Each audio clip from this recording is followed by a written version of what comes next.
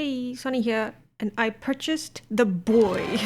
You may already be aware that I really like Kagehira Mika, and I also really like omanjuus. I even made a whole video ranking all of mine, so when pre-orders went up for the Mecha Big Mika, I had to get it. Omanjuus are a merch line produced by the company Sky, and it turns your favorite characters into little orbs that are usually about the size of an actual manju, like the food. There are also big omanjuus, which are, as you can imagine, big versions of these little guys. But then there is a level even bigger than this, and that is the Mecha Big omanjuus, which basically just means really big omanju. And the Mecha Big omanjuus are quite rare and only exist for a few different properties. As of recording, they only exist for OnStar's A3 and Free. That one swimming anime. Remember that? OnStars was actually the first series to get hit with the beanbag beam, and this first wave of Mecha Big omanjuus released back in 2019. They had a whole petting zoo to advertise them, and yes, I was sitting at home staring at my phone wishing I could buy one. These guys are made to order, so you have to order within the pre-order period to obtain one.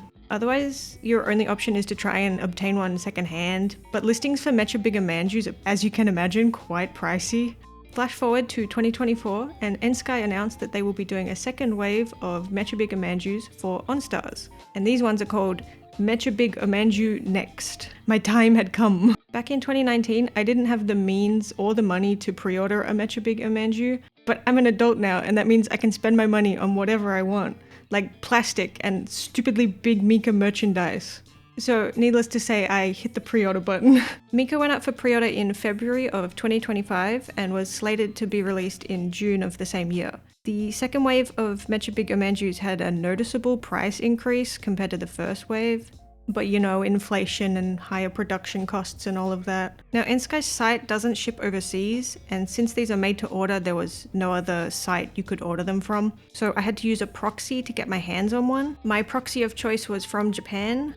This video isn't sponsored by them or anything. I've just been using them for years and never had any issues. So I decided to trust that they'd get this behemoth to my door safely. So you're probably wondering, Sonny, how much did it cost to ship that thing to Australia? Well, I was wondering the exact same thing. I did use From Japan's shipping calculator to try and get an estimate before I committed to buying, and basically the best case scenario was that it didn't exceed EMS's restrictions, because DHL and FedEx were asking for my soul. I decided the shipping cost was future Sonny's problem, put some money away, and decided to just wait until June rolled around. And then, on the 28th of June, I got my item arrival notification. I was scared to open that email, man. And the box size wasn't over EMS's restrictions. Yeah! So after currency conversions and GST, I ended up paying around 250 AUD to get this thing to my house, which I'd honestly convinced myself it was gonna cost upwards of $500, so $250 looked cheap next to that. Like, yeah, I did end up paying more for shipping than the actual item itself, which is annoying. And I am aware this is a lot of money to spend on what is essentially just a beanbag with Mika's dumb face on it. But in the words of Luke Brandon from the critically acclaimed film Confessions of a Shopaholic, cost and worth are very different things. And for anyone curious, these were the prices of the other available shipping options, which, no thank you. So I paid for shipping and the boy was en route to Australia. However, now a new fear had been unlocked. How were they going to pack him? As I said earlier, I've used From Japan for years, and they usually pack items by like vacuum sealing them to a piece of cardboard and then putting that in a box, which does work fine for smaller items, but I don't think you'd be able to do that for something this big. Another thing to note with From Japan is that they take the item out of its original packaging, so like the original box or bubble mailer that was sent to the warehouse is discarded. And this makes it so the overall box size isn't like really big if you're consolidating a lot of items, so it is a good thing. But with an item this big, I was kind of worried about what would happen if they tried to remove it from its original box, because Mecha Big omanjuus are heavy too, so if it wasn't taped up real good, there could be some issues. Imagine it's at the post office and it just falls out onto the floor and they're like, what is that? Basically, I was really worried that I'd just spent $250 to have this thing arrive really messed up or crushed or slashed or just destroyed. Luckily though, all of my fears were unfounded, as a few days later, the mailman delivered this massive box to my house. Apart from one concerning puncture in the bottom corner, the outer box was in pretty good condition overall, and upon opening it up, I discovered some heavy-duty bubble wrap and yet another box. And this box was indeed the original N-Sky box that the omanjuu was shipped in. And while the puncture had actually reached this box as well, it thankfully had not reached the omanjuu itself, because that would have been bad. And well, here's me opening it up. I'm scared, man. What if I slash him? Ta-da! Are you ready? It's gonna be a box in a box! Look at this! Whoa! Matryoshka. We're gonna see his face. Are you ready?